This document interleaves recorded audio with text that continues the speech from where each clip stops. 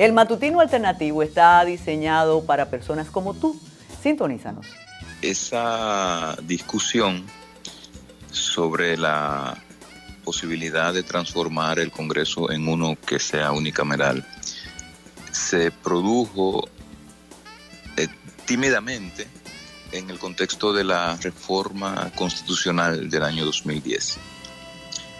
De hecho, la llegó a formular como propuesta formal a la Asamblea Revisora el entonces presidente de la Cámara de Diputados, Julio César Valentín. En ese entonces yo era asesor del proceso, estaba contratado por el Programa de las Naciones Unidas para esos fines, y me tocó un poco buscar los fundamentos, ¿no?, que pudieran servir para alimentar la discusión de la propuesta. Ahí es que yo publiqué un artículo donde primero digo, no sería una novedad, no sería la primera vez que tenemos un Congreso unicameral. En por lo menos 5 o 6 momentos de nuestra historia tuvimos un Congreso cameral, sobre todo en la segunda mitad del siglo XIX y en algún momento entrado el siglo XX. Pero los temas de fondo, sustantivos, sobre la impertinencia, para decirlo de alguna manera, de tener un Senado en un país como este, creo que eso es son las cuestiones más importantes.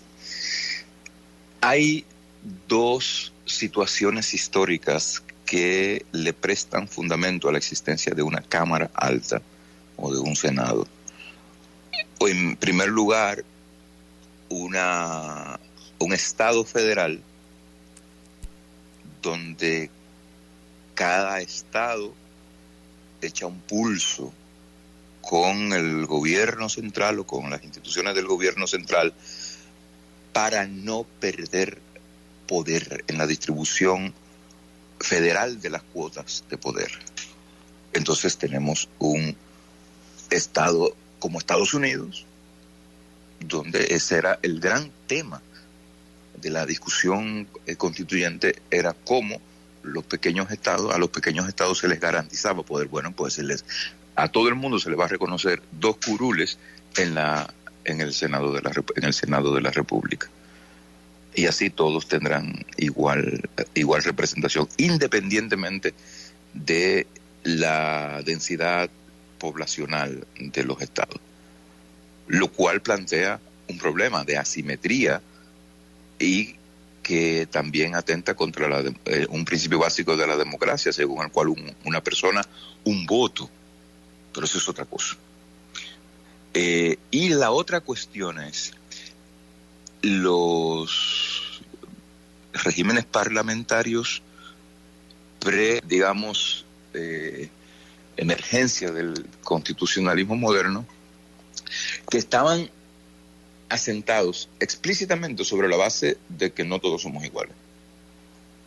No, esta sociedad no está integrada por iguales. En esta sociedad hay estamentos claramente diferenciados y las diferencias de esos estamentos de la sociedad deben reflejarse en la composición de la legislatura. Y entonces los nobles tenían una cámara para representar sus intereses y la plebe otra. La de los nobles era el equivalente de la Cámara del Senado de la República, la Cámara de los Lores en Inglaterra, para poner un ejemplo.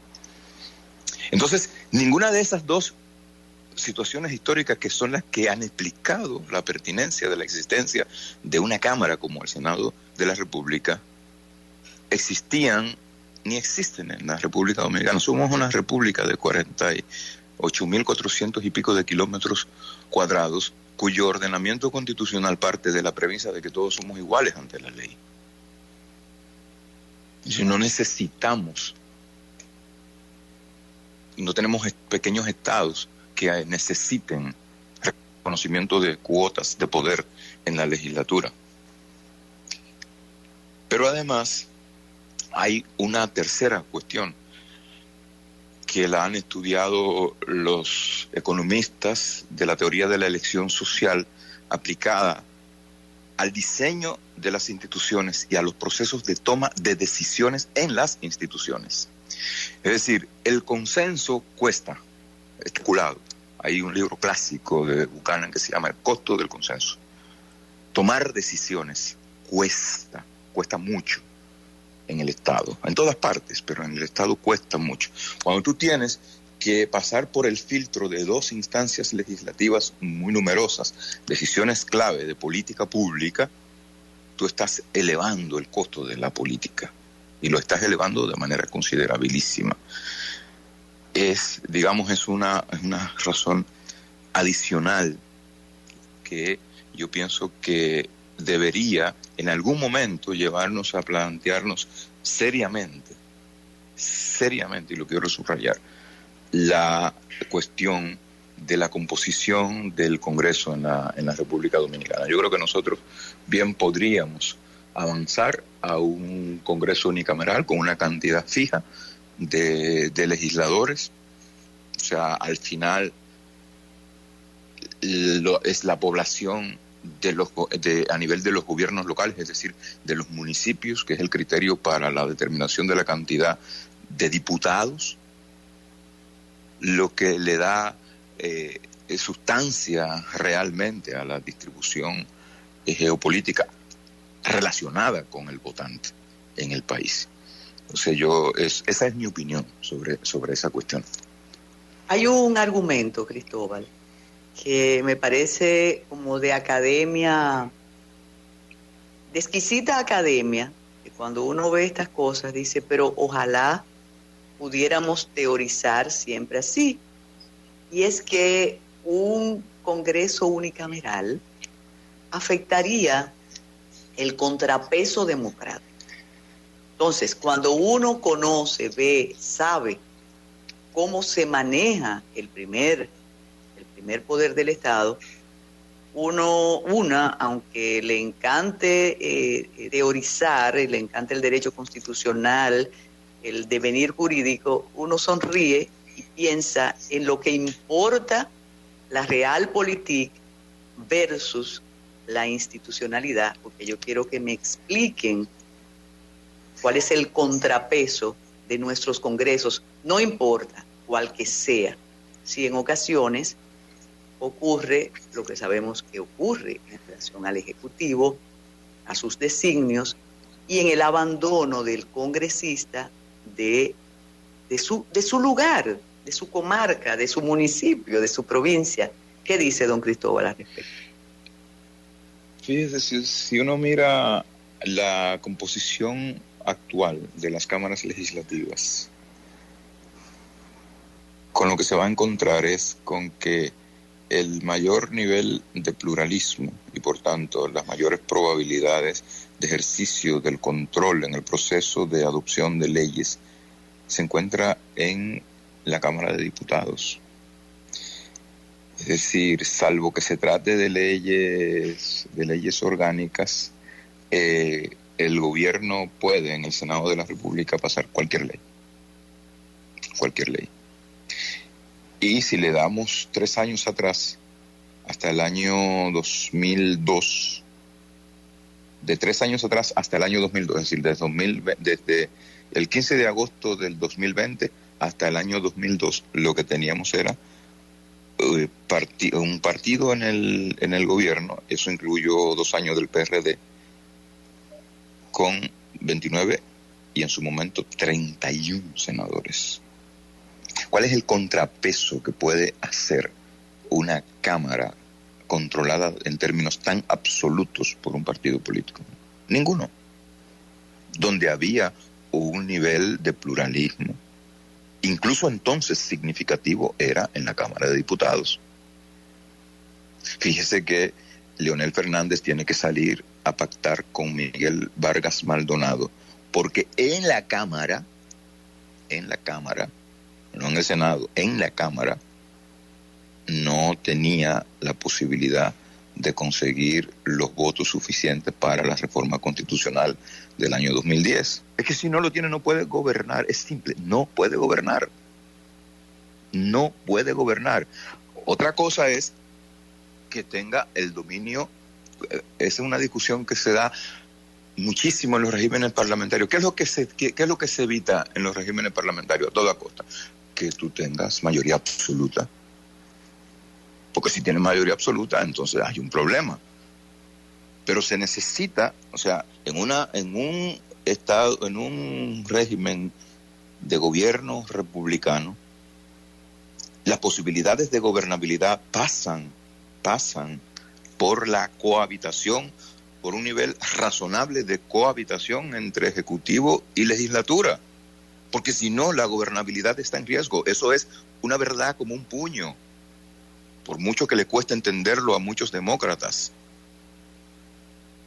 ¿Entiendes? Lo que no es sano es que cualquier ley tenga tantos legisladores como permitía la modalidad de arrastre. Yo sé que es un concepto que a usted no le gusta, la edad entera, pero no se me ocurre otro. Lo que permitía la modalidad de arrastre, es decir, ¿con qué fenómeno coincidió el nivel de predominio absoluto en las cámaras legislativas de los partidos en el poder entre 2002 y 2020? Con el arrastre. Fíjese que ese predominio disminuyó drásticamente en las elecciones del 20, y lo único que pasó diferente a 20 años atrás fue que el Tribunal Constitucional eliminó el arrastre. Eso fue lo único que pasó. Entonces, ¿el gobierno tiene mayoría? Sí, tiene mayoría, pero no tiene la mayoría que tuvo Hipólito, por ejemplo, en su momento, o la mayoría que tuvieron los gobiernos peledeístas en su momento. Fíjese que la oposición a la conformación de la mayoría para la reforma constitucional del 10, quien la pone es Danilo Medina. Es decir, una disidencia interna, sí, porque el control era monolítico, a nivel partidario, monolítico. Entonces, esa es yo sé que es una cuestión súper controversial. Mucha gente